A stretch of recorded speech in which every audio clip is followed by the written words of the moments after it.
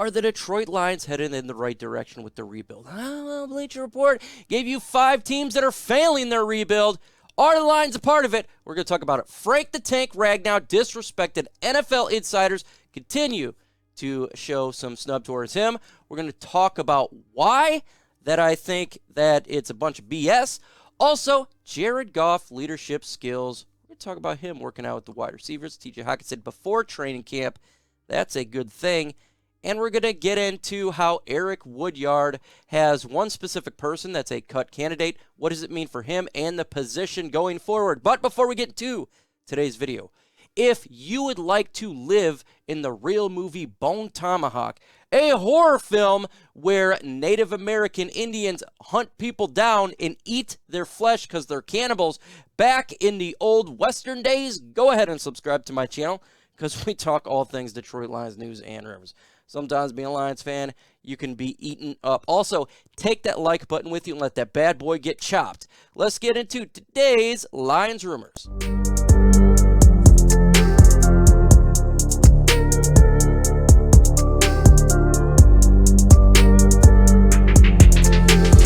Good old legacy media strikes again. They did 10 interior offensive linemen who was their top 10 for this up-and-coming season.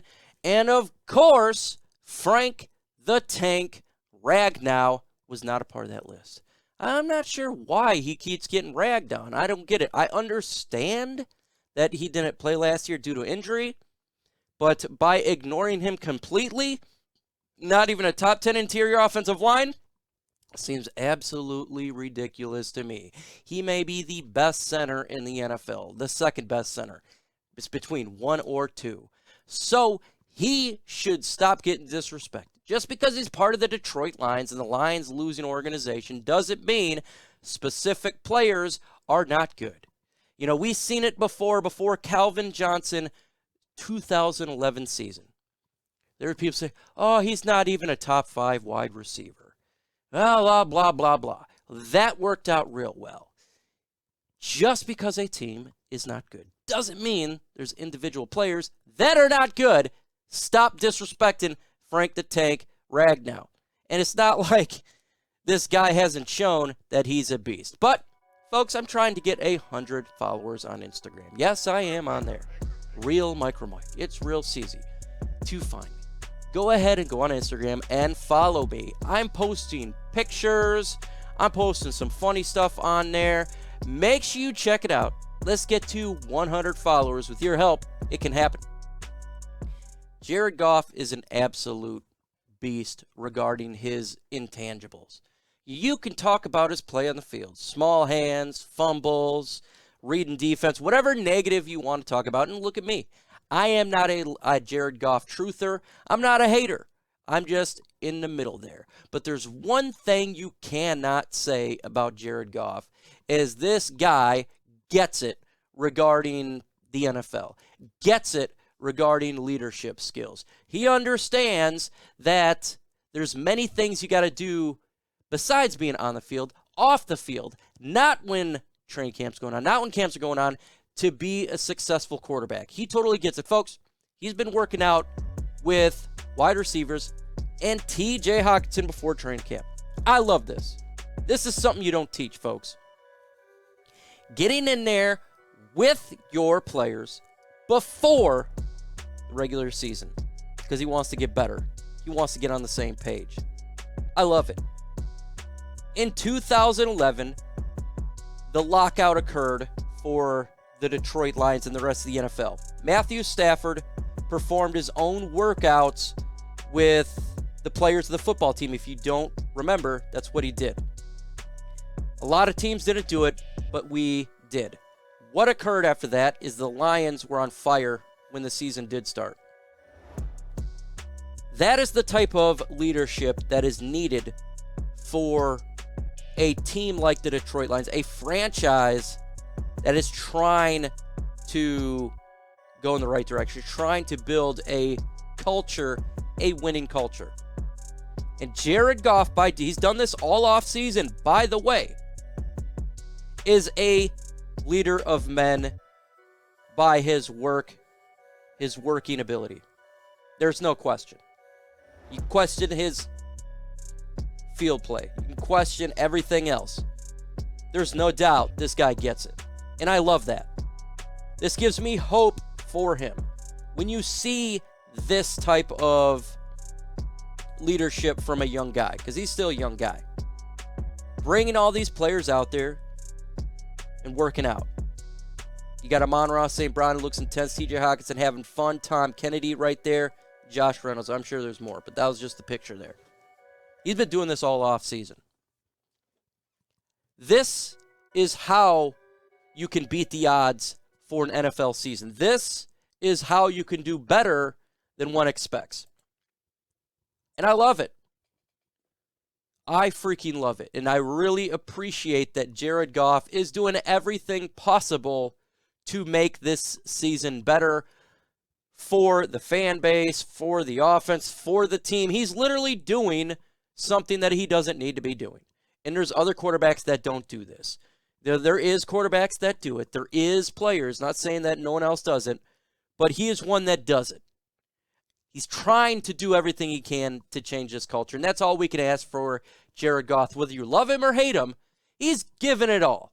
And so I can appreciate that from a fan perspective and from a guy who's just trying to do everything he can to win. I love it.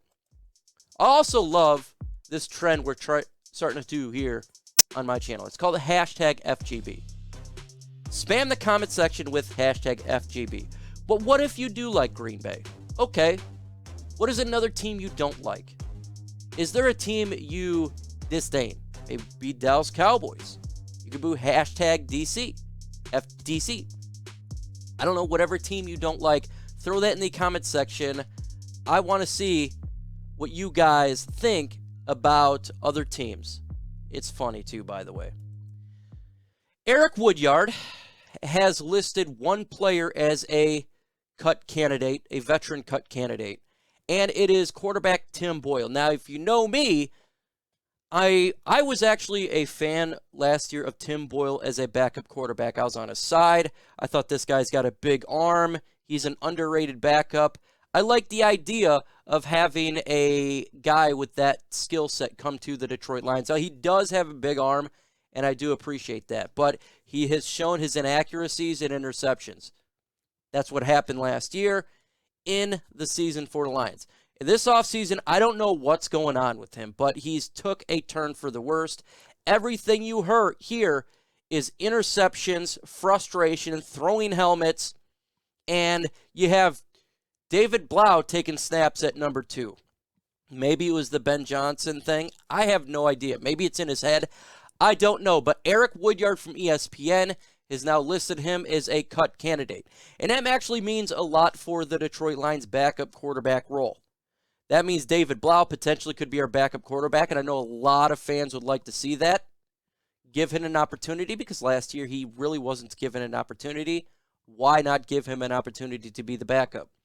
Totally get it. But it also means that regardless of who the Lions sign, we've seen it last year with wide receivers that we get in Perryman, that even if you sign a guy to a contract, to a decent contract, that this regime will cut them.